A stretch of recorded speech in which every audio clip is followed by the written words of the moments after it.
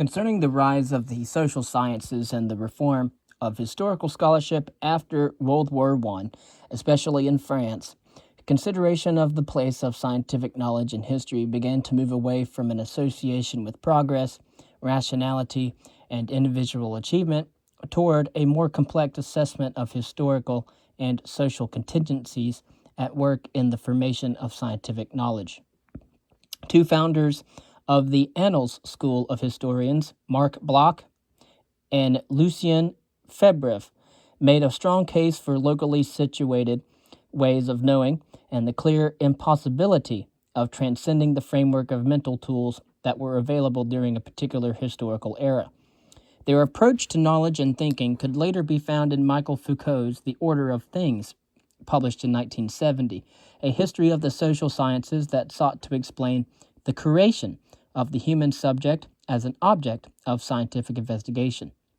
In the early 20th century, in the 1930s, French thinkers also turned to Sigmund Freud's psychoanalysis as a tool for understanding the history of science, as in Gaston Bachelard's formation of the scientific spirit in 1938. And as you may very well know, most of these disciplines, such as the discipline of psychology, found their origination in German universities, and German scholars would come to the Americas to set up their schools of psychology. And then, of course, Americans would go to Germany to be trained in the field of psychology and come back to practice in the Americas.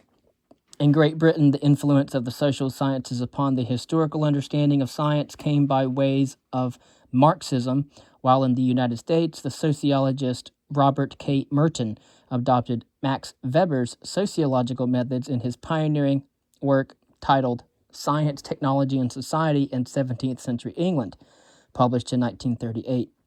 Marxist and Weberian categories of analysis, including the consideration of social and religious issues, seemed to pretend a historiography of science that was more inclusive concerning its analysis of contextual factors. Despite the interdisciplinary richness of these approaches, however, they did not have much impact upon the historical analysis of science. Far more influential, however, was the work of Alexandre Courier, a French historian interested primarily in the rational reconstruction of scientific ideas. His work, published in 1939, called Etudes Galiléennes, a rich textual analysis of Galileo's work on motion, shaped the first generation of professional historians of science in the United States who became active after the Second World War, including Henry Gulick, Bernard Cohen, and Thomas S. Kuhn. The best-known historian of science was George Sarton in 1912, who founded ISIS, the leading professional journal for history of science.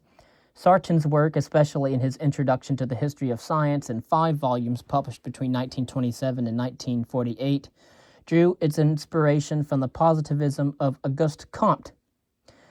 You will also know him as the father of sociology.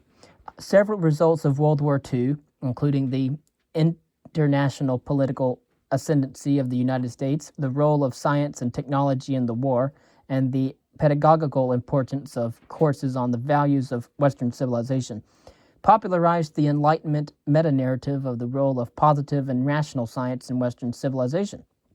Works shorter than Sarton's, including Edwin A. Burt's treatise, Metaphysical Foundations of Modern Science, published in 1950, and Herbert Butterfield's Origins of Modern Science, also in the same year, became the principal means through which history of science entered history courses in the English-speaking world, or, at some institutions, became required reading in standalone higher educational courses on the history of 17th century science. Both from within and in reaction to this tradition of the grand meta-narrative, Thomas Kuhn, which we have thoroughly discussed not only in our philosophy readings, but also in our philosophy of science readings, wrote a book titled The Copernican Revolution in 1957, which challenged the assumption that science can be understood on the basis of rational development alone. Since the early 1960s, the historiography of science revolved largely around the relationship between science and its multiple contexts, including the community of scientists itself. For most of the Cold War, this debate raged on between internal and external history of science, a division that some practitioners regarded as schizophrenic.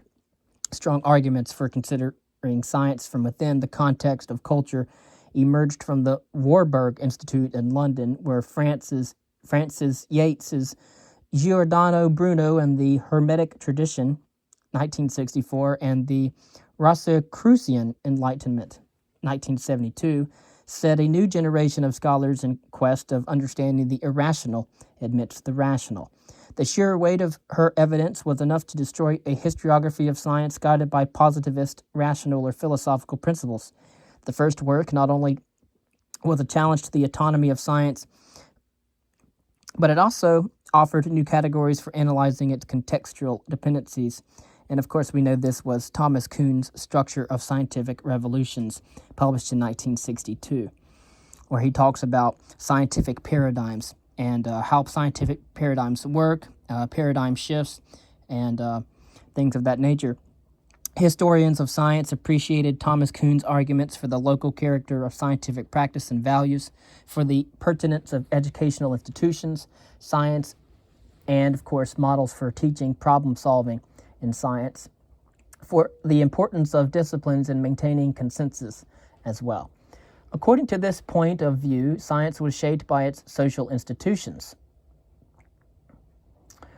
And Ludwig Fleck's work in 1935, titled Genesis and Development of a Scientific Fact, argued for similar conclusions, but Thomas Kuhn claimed not to have known of Fleck's work when writing his own. Although some had felt that Kuhn's categories of normal science and paradigm invoked compulsion and hence did not divorce him so cleanly from positivist and rationalistic history, Kuhn's work was in most quarters considered novel or new. Kuhn's identification of controversy as revelatory of tacit practice and of crisis as the moment when cultural factors were most likely to influence the content and the practice of science provided historians with two readily observable phenomena to analyze. Paul Forman's classic study of quantum theory and Weimar culture is an innovative early study of crisis. In a manner similar to Thomas Kuhn, Jerome Vervetz challenged the assumption that science was special among other forms of culture.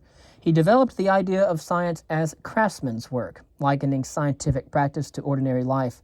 These and other similar challenges to the autonomy and the special status of science, including Paolo Rossi's study of science and the arts in the early modern era, enriched science historiography considerably. Yet questions concerning the relationship between science and social factors remained.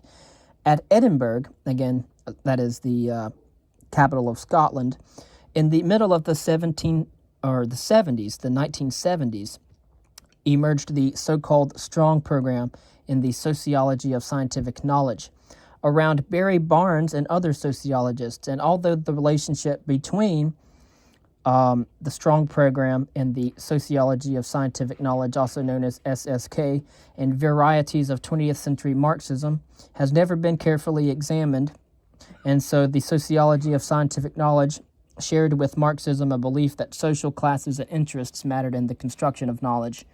And like Marxism, the SSK, the sociology of scientific knowledge, found an able critic in the 1980s in the sociologist of science of Bruno Latour, who dissolved what remained of the division between the inside and outside of science. On the first reading of some of Latour's claims sound paradoxical, if not outright nonsensical. He examined the transformations that science has brought to modern society, transformations that make it impossible, he claims, to separate science and society into two mutually exclusive categories of analysis. Anthropologists and ethnographers, rather than historians, took up this challenge. Karen Noor Satina, Michael Lynch, and Sharon Traweek have studied the interaction of small groups of researchers in their everyday activities. By the last decade of the 20th century, historians of science responded to the challenges and changes that had been accruing since the 1960s in studies that John Galinsky had labeled constructivist. Constructivism assumes that scientific knowledge is locally created, produced, and situated. The local in scientific knowledge and the processes by which it becomes universally accepted are the two central historical issues in constructivist historiography. Constructivists view scientific knowledge not as revealed, but rather as made, using methods, tools, and the materials available within each respective culture. As in the sociology of scientific knowledge, in constructivism, truth does not figure. Perceptions of the strengths and weaknesses of the epistemic foundation of knowledge do.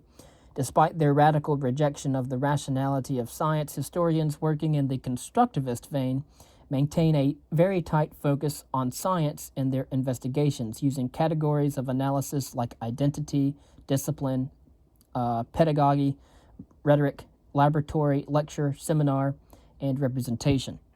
Leading practitioners of constructivism include Simone Schaefer and Stephen Shapin. Dominated by local studies, constructivist historiography has marginalized studies of the big picture of universally accepted and acquired scientific knowledge that dominated the historiography of science in the 1950s. Shapin, for instance, has challenged prevailing traditions about a reigning grand narrative scheme, that of the scientific revolution, for example. Not all writing in the history of science since 1960 can be neatly grouped together as post-Kuhnian practices. Although all journals in the field have both historical and historiographical orientations, very few subscribe entirely to a single methodology, including constructivism.